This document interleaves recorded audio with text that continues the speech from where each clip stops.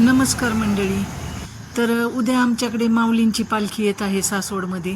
तर त्यासाठी आता आमची तयारी चालू आहे. तर आम्ही आता बुंदीचे लाडू बनवणार आहोत वारकऱ्यांसाठी. तर आता चुलीवर आम्ही सगळ्या जावा आणि आमच्या सुना मिळून मस्त असे बुंदीचे लाडू बनवणार आहे. तर आता हे बेसन पीठ आम्ही मिक्स करून घेतलेलं आहे.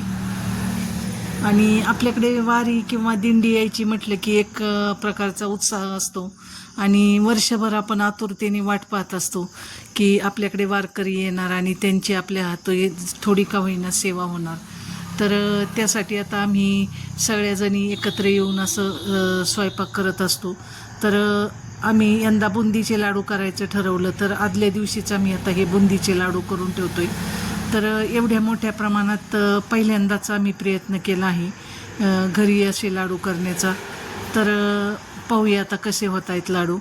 तर आम्ही घरी चुलीवर मस्त असे लाडू आता बनवतोय.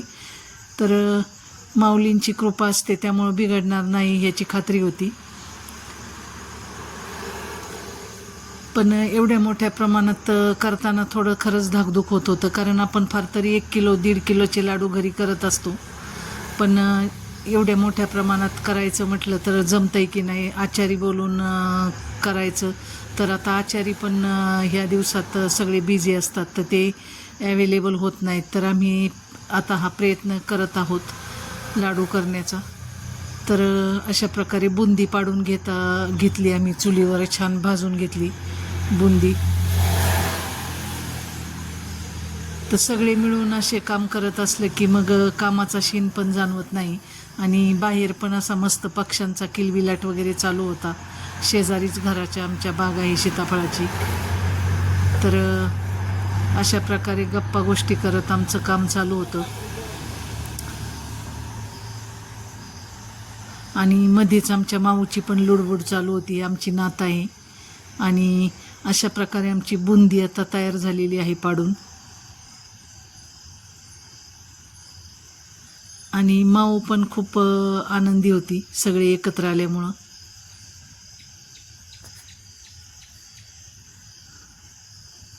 आणि इकडे छोटी जाऊ हे परत अजून पीठ भिजवत आहे. तर मध्येच थोडा कंटाळा आल्यामुळं आम्ही चहा घेतला जरा.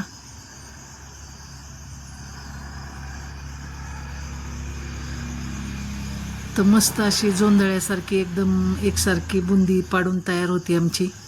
आणि इकडे मोठ्या जाऊबाई विलायची वगैरे सोलण्याचं काम करत होत्या.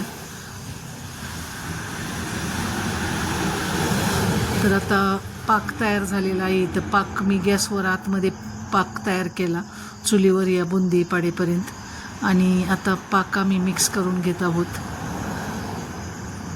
तर यात जरा बेदाणे वगैरे घातले आम्ही, बेदाणे, विलायची, त्यानंतर मगजबी वगैरे. आणि त्यानंतर आता पाक वगैरे घालत आहोत.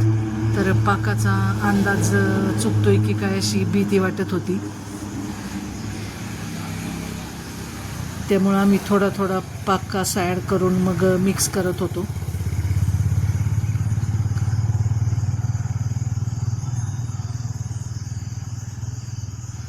तर एकदम मस्त असे आमचे लाडू तयार झाले. त्यामुळं सगळे आम्ही आनंदी होतो की एवढे जमतायत की नाही. पण तरी पण आम्ही धाडस करून म्हटलं करायचे, जसे होतील तसे आपण करूयात आणि घरीच करायचे असं आमचं ठरलं. आणि आम्ही लाडू करायला घेतले हे सगळ्यांनी मिळून. आणि एवढे छान लाडू झाले त्यामुळं आमचा उत्साह वाढला सगळ्यांचा.